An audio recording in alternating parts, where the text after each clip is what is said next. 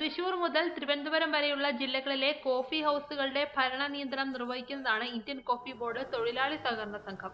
UDF സർക്കാരിന്റെ കാലത്ത് നിയോഗിച്ച 10-അംഗ ഭരണസമിതിയാണ് വ്യവസായ വകുപ്പ് കഴിഞ്ഞ ദിവസം പിരിച്ചുവിട്ടത്. ഈ ഭരണസമിതിയുടെ കാലാവധി തീരാൻ 5 മാസം കൂടി അവശേഷിക്കെയാണ് പിരിച്ചുവിടൽ.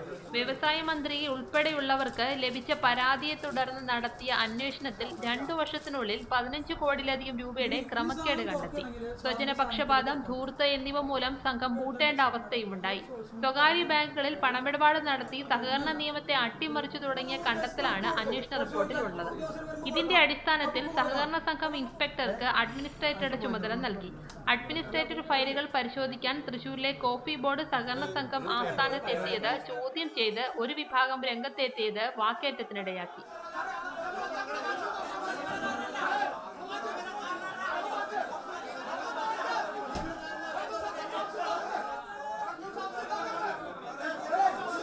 എന്നാൽ ഈ അന്വേഷണ റിപ്പോർട്ടിൽ കഴമ്പില്ലെന്നാണ് നിലവിലെ ഭരണസമിതിയുടെ ആരോപണം.